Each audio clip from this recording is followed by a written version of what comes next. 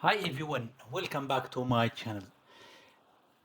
In today's video, we are diving into one of the most critical concepts in machine learning. It is overfitting and underfitting. So whether you are a beginner or experienced, let's say data science, mastering this concept is a key to building effective models. So imagine you are running a model to predicting the house prices or recognizing the cats or animals in the photos. So how would you ensure it learns just enough to generalize well? And let's see, for instance, this image here. As you can see, for instance, we have two different classes. This is just a simple, let's say, figure. And you see here, it's for instance, it's try to split. Let's see, is assuming that you are using any, for instance, linear regression. So here you can see it's trying to split these classes, these two different classes. But as you can see, for instance, many uh, uh, orange, let's say, classes or let's say instances are not well classified. So this called underfitting. And this will be explained in more details in the next, let's say, section.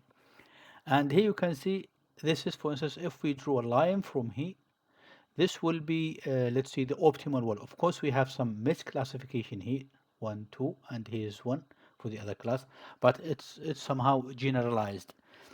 And if you see here, it's try to memorize the data so it won't miss any data. So this will be what we'll call overfitting. And overfitting means it works perfectly on the training data, but if you have a new sample, let's see, it's in this one, in this point here, in this point here, and it will be, let's see, misclassified because it's memorized the data. So let me give you a real, let's see, example, analogical. So, for instance, let me just move it so. So imagine that there are three students preparing for an exam. Student A, student B, and let's see, student C. Each each one represents different type of model, let's see, behavior. So assume this student here, this one for instance, is study barely, and let's say he didn't understand the subject and fail in both practice and real exam. Similarly, this is underfitting model is too simple. It missed the button in the data. So if someone is not studying, he will not, let's say, pass the exam and the theoretical and practical exam. So for the overfitting, for instance, this one here, so this student memorized every detail in the practice problems, but panicked during the real test. So this is, let's see, overfitting. He does the same. It's memorized the training data so well, but when but so that it fills on the new unseen data. So if you just only, for instance, for the this student, he memorized everything. But if you change the question slightly different, he won't be able to answer because he just memorized everything. And for the smarter, it's like a hybrid between this and this. So this student understands the core idea, practice more, and perform well in both exams. So this is a balanced model. So learn the true patterns and generalized effectively. So let me just also give you, assume this is, you are training your data, you are training your model on cats detection.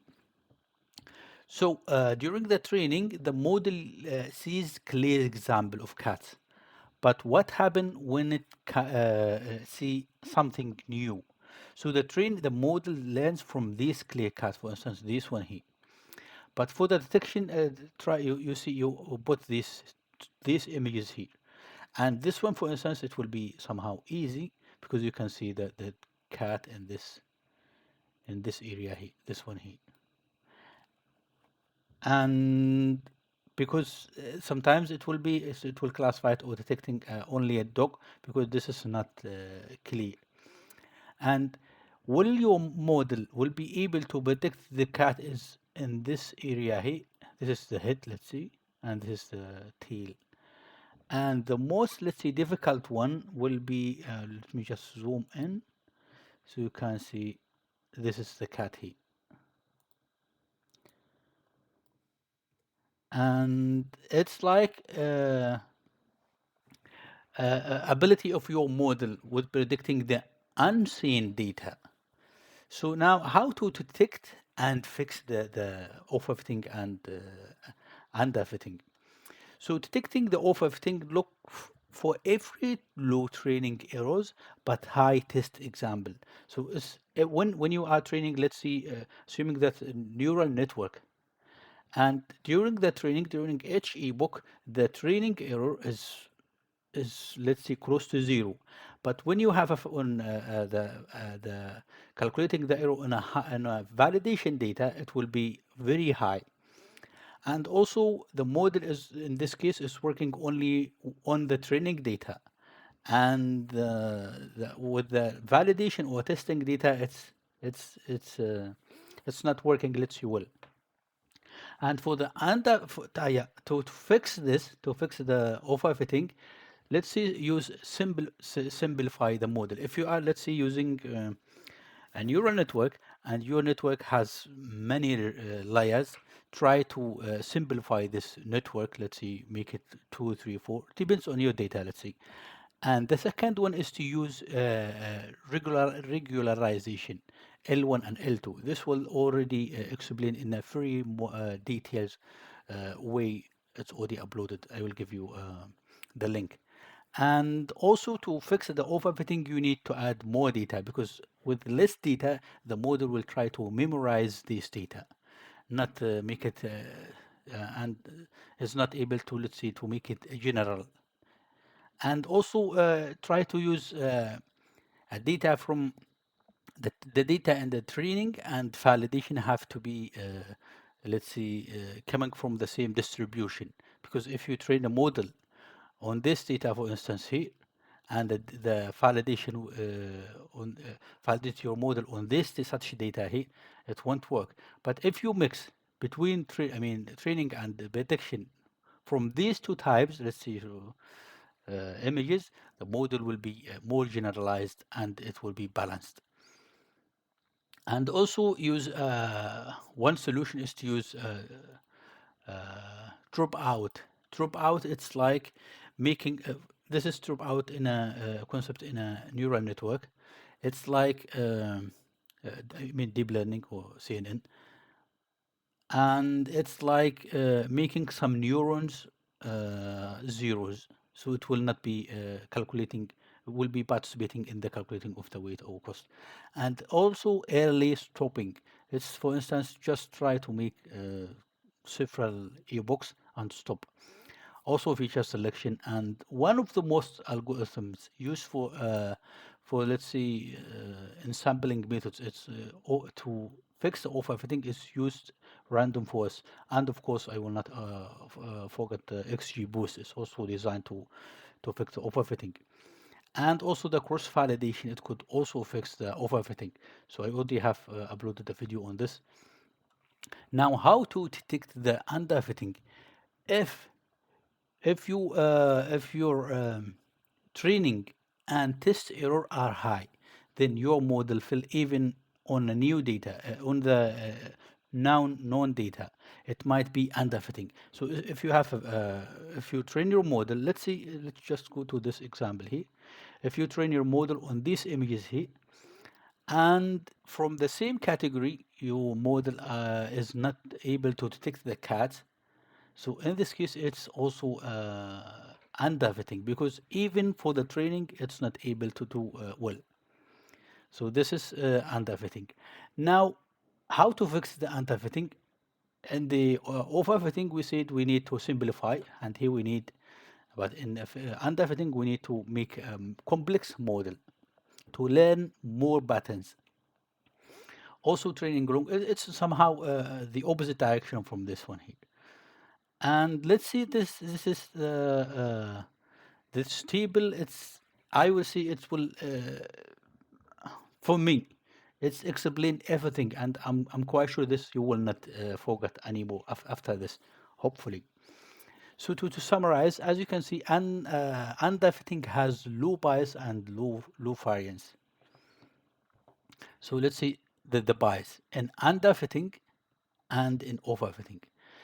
Bias in underfitting is very high. So this is the error of the training is super high in the underfitting. And the error in an overfitting of the training, it's very low. So you can see the training is performing perfectly on your training dataset. And in variance, in the underfitting, it's low. So how could it be low? Because it will try to predict the same value. It's if even if you have a different input, it will try to predict, let's say, the same output. For instance, here, it's like predicting output on the old data set with the same different, with the same, even with different data. It will try to predict the the same value. So that's why if you calculate the variance, it will be the same. I mean, very low. And for the overfitting, the variance is, let's say, related to prediction or to the validation. So in your overfitting, your model will do better on the training, but on validation, it will be the variance will be super high. And as you can see, the for the training error and underfitting, it's you for instance it will be high. So get prices wrong even for training, even if you train the model. Assume that you are trying to buy, let's say, a house, and you have no let's see enough information about the prices or the area location of the house. So this will be the error will be high. You will not be able to estimate the price.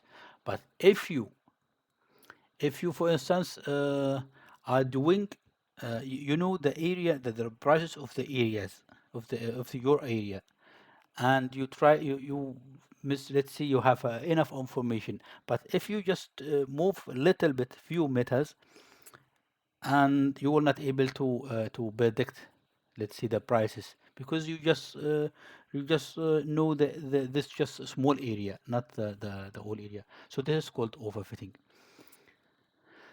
And I think remember this the goal is to create a model that learns just enough to generalize to the new data. So avoid the extreme of underfitting and overfitting, and you will be on your way to build a powerful, let's say, machine learning.